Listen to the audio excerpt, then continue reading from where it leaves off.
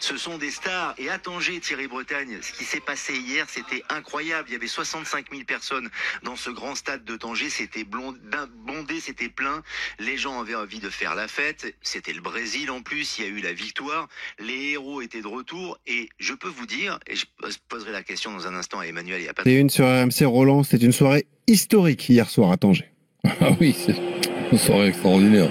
Une ambiance de dingue, 65 000 personnes réunies pour fêter les héros. Le Maroc demi-finaliste de la dernière Coupe du Monde au Qatar, évidemment. Le Maroc battu par la France en demi-finale. Le Maroc retrouvait ses joueurs à l'occasion d'un match amical de prestige donc face au Brésil. Ça ressemblait un petit peu à ce qui se passait assez loin de là, du côté de la...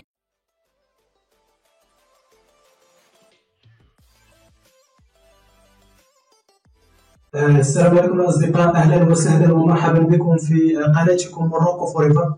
نتمنىكم مساعدتنا أيها الأصدقاء الصادقين بألف خير وسلام. فكيف ما ولفتوا أننا دائما نجيب لكم جميع الأصدقاء فيديو جديد، كنتمنى أنه ينال الإعجاب ديالكم.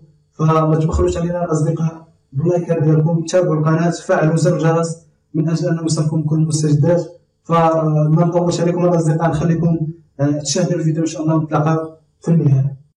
Et ça va continuer à l'être, je vous le dis, sûr. Déjà footballistiquement, parce que c'est un pays formidable et merveilleux, mais aussi parce que les Marocains, dès que ça gagne, ça chante. Dès qu'elle a fait, ça chante. Tout le monde chante cette chanson au Maroc, c'est incroyable. C'est une chanson qui est née pendant le mondial, à la fin du mondial et juste après la Coupe du Monde, après le parcours incroyable des Lions de l'Atlas. Ce sont des stars. Et à Tanger, Thierry Bretagne, ce qui s'est passé hier, c'était incroyable. Il y avait 65 000 personnes dans ce grand stade de Tanger. C'était bondé, c'était plein.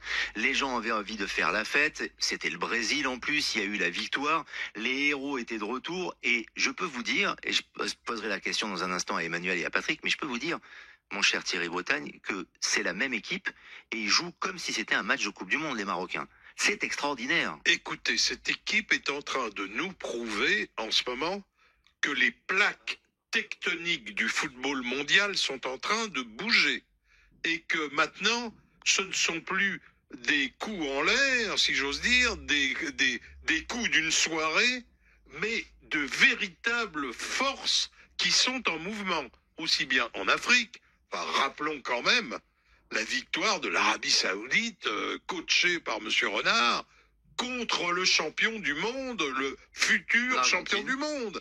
Rappelons aussi à quel point les Allemands ont souffert, eux aussi, 1000 morts contre le Japon. C'était absolument incroyable. Quant à ce Maroc, c'est tout simplement une équipe superbe et une équipe qui ne vit pas d'expédients, une équipe qui joue un football d'une intelligence, d'un courage. Ce sont des forcenés dans le bon sens du terme et je ne suis pas étonné et je suis furieux. J'ai pas vu ça. J'ai pas vu il faut pouvoir regarder sur la RTM, la radio-télévision marocaine, parce que le match était diffusé là-bas. Ça peut pas être racheté par Ariadia, mais il faut avoir des passe-droits pour l'avoir quand on n'est pas sur le territoire. Si vous avez la première chaîne nationale marocaine, ça marche. Le match était diffusé et il a été très suivi.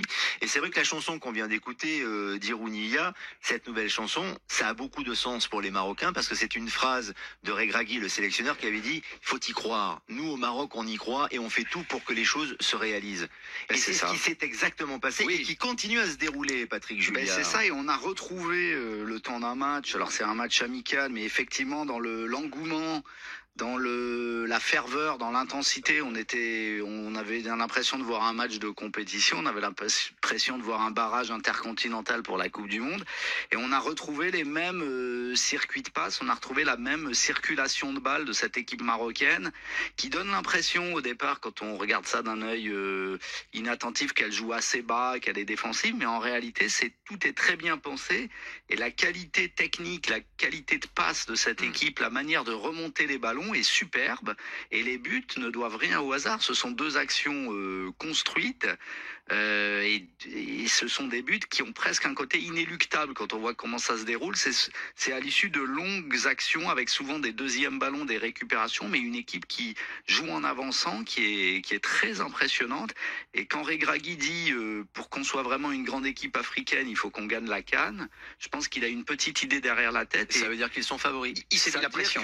Ils sont favoris, sachant quand même que le Sénégal aussi progresse. Là, on les avait vus à la Coupe du Monde sans Sadio Mané, on les a vus avec lui.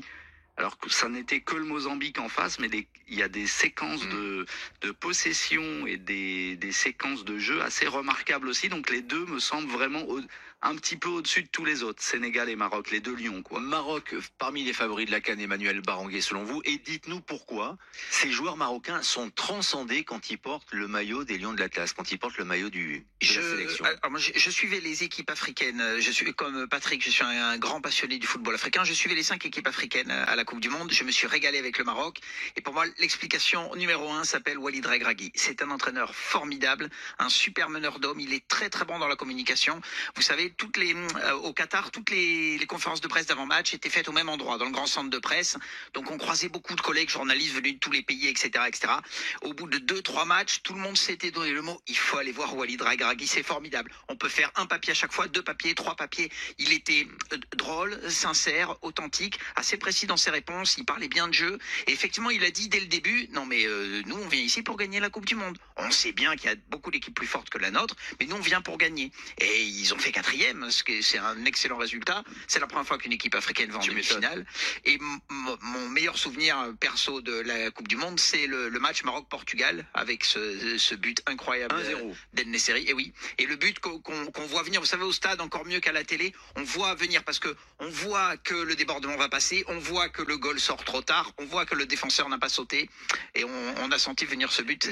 C'était fantastique. C'est exactement ce qui s'est passé contre le Brésil hier. C'est-à-dire qu'il y a un principe inéluctable. Il y a un principe de jeu à une touche de balle, des combinaisons qui est incroyable, et l'intensité que les Marocains mettent, c'est vraiment magnifique. Regragui, je trouve qu'il coach très bien son équipe. Hier, le but de la victoire est marqué par un joueur qui sort du banc, Sabiri, qui joue en Serie A à la Sampdoria. Donc tout ça est bien pensé, bien huilé.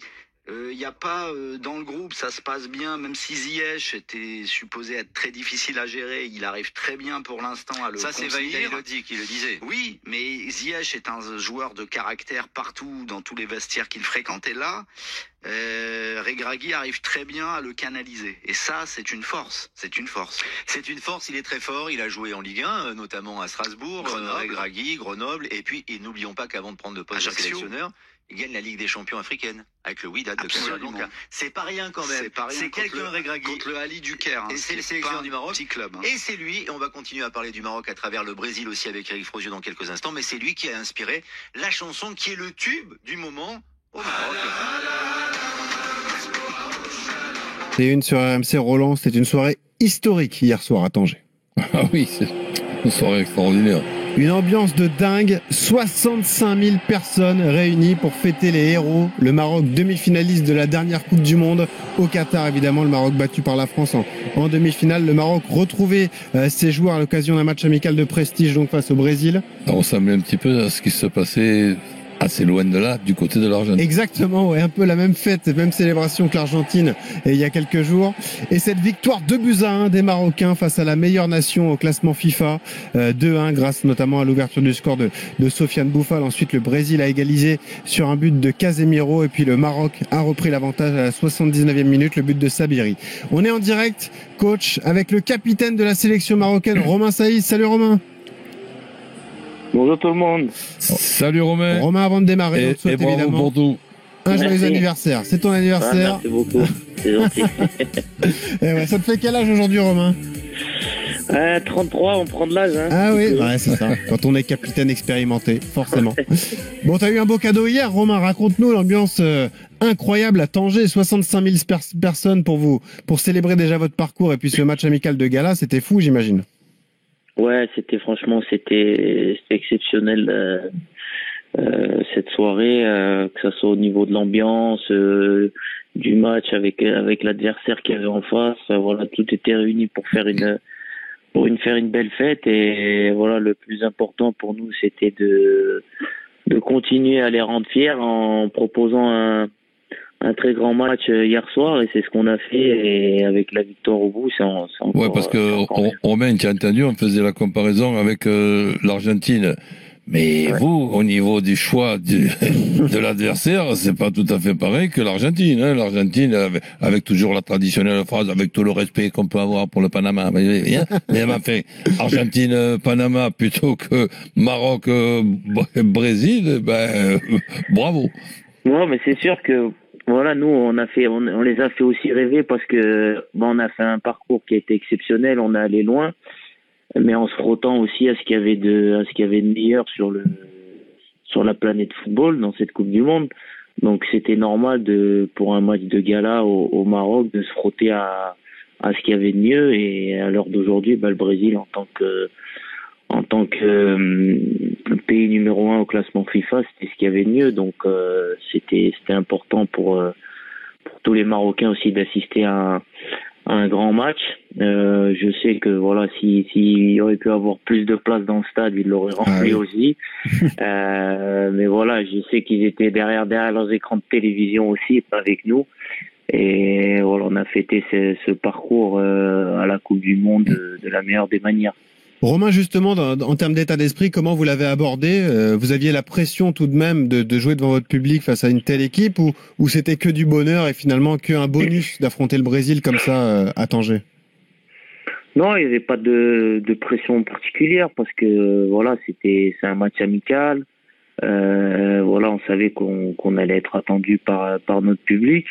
Mais voilà, on savait plutôt qu'on avait des responsabilités dans le sens où voilà, on a montré certaines choses à la Coupe du Monde et il fallait qu'il y ait une suite logique à tout ça et pas retomber dans de mauvais travers, même si c'est un match amical.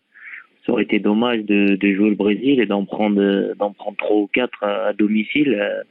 Donc voilà, le plus important c'était de garder cette bonne dynamique, de continuer sur notre lancée pour préparer aussi les prochaines échéances qui allaient arriver. Alors justement, qu'est-ce que tu as pensé de cette équipe brésilienne qui est en pleine transition ? Il n'y a plus de sélectionneur, hein. Tite est parti à la fin de la Coupe du Monde. Il y a des joueurs qui étaient absents, des joueurs importants, évidemment Neymar, Marquinhos notamment. Il y a eu des jeunes qui ont été lancés dans le grand bain. Est-ce que c'est une équipe brésilienne qui t'a fait bonne impression ou est-ce que tu penses qu'ils étaient quand même diminués ? Je rappelle qu'il y avait quand même des joueurs référencés comme Vinicius, Paqueta, Militao qui étaient bien là sur le terrain et un Casemiro, le capitaine d'ailleurs. Ouais, si on savait qu'ils étaient ils étaient dans une période de transition, ils n'avaient pas de coach, ils avaient quelques joueurs absents pour blessure, mais après voilà, le Brésil, ça reste le Brésil. Je pense qu'ils ont un vivier de footballeurs qui est juste incroyable. Je pense que techniquement c'est peut-être ce qui se fait de mieux aussi au monde. Donc le Brésil, ça reste le Brésil, comme tu l'as dit, avec des joueurs encore comme Vinicius, Militao, Casemiro. Donc voilà, on savait que ça allait être compliqué et que nous, il fallait qu'on soit. Il y a eu du défi physique, Romain. Il y a eu des cartons, il y a eu C'était engagé comme match. Hein. C'était pas un match amical, hein, vraiment.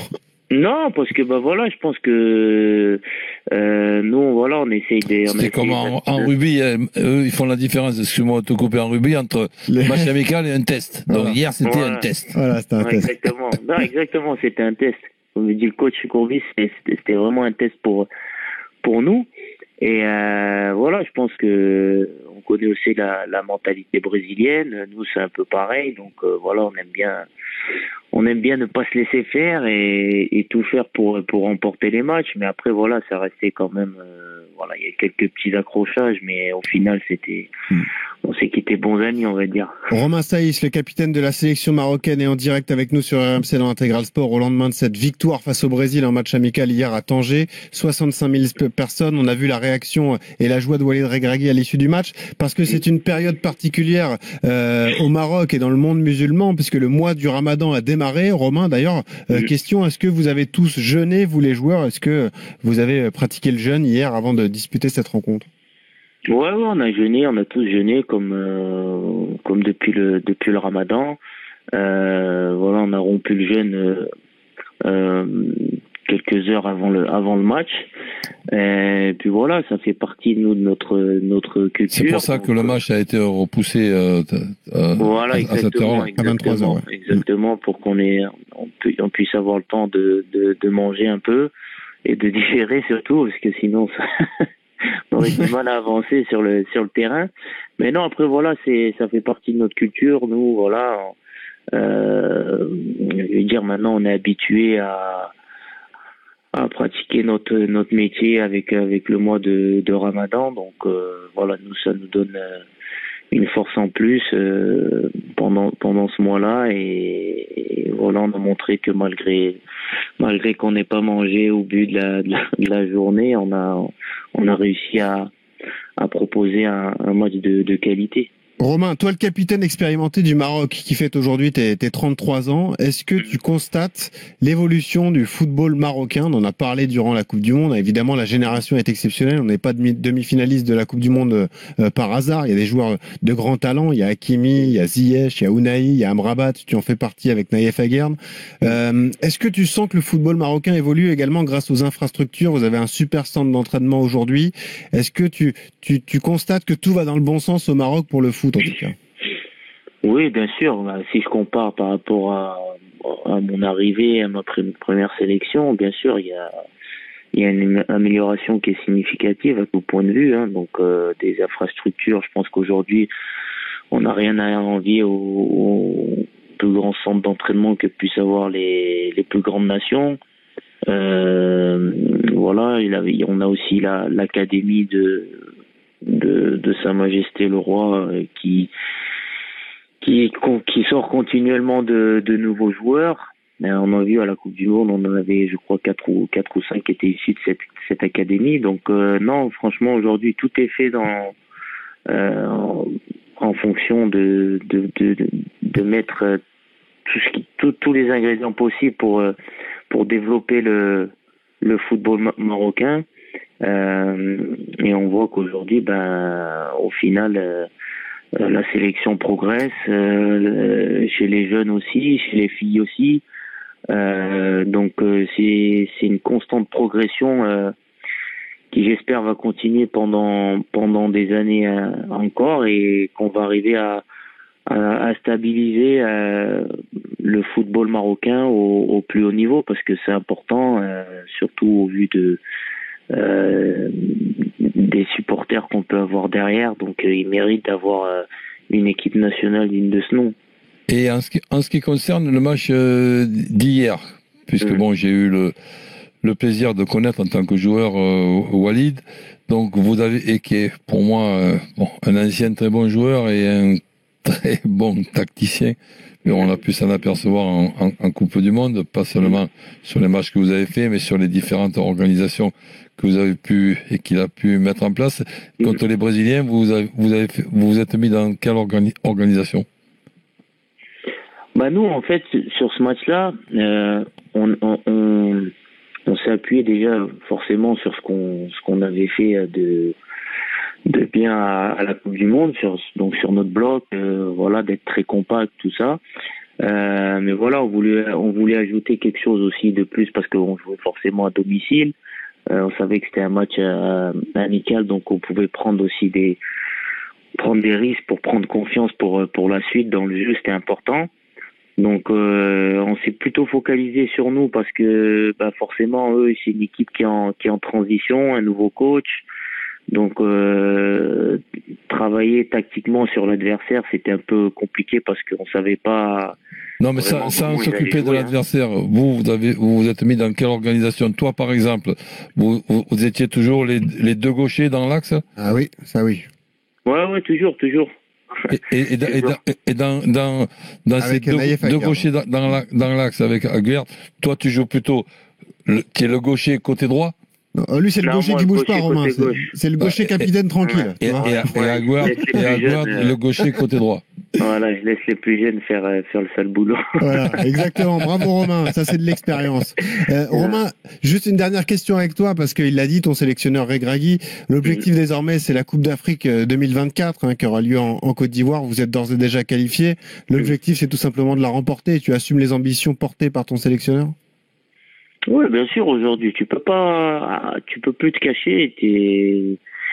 Il faut accepter ses responsabilités et le statut de favori. Et puis, je pense que le Maroc, il mérite de remporter un trophée parce que malheureusement, on a remporté cette compétition qu'une seule fois et c'était, je crois, en 1976. Donc, c'est pour vous dire, je pense que il devait avoir que le coach peut-être qui était né. Courbis était né en 67. Ouais, donc voilà. Donc, moi non, toi non plus. Non, moi c'est sûr, ouais. Mais non, voilà, c'est important parce que au final, ce qui reste, c'est les trophées. Donc on a soif de victoire maintenant, de trophées. Le coach a inculqué cette culture de la gagne depuis quelques mois. Et on voit bien que tout le monde est réceptif. Donc il faut continuer avec cette mentalité, cet état d'esprit pour aller en Côte d'Ivoire et remporter ce trophée.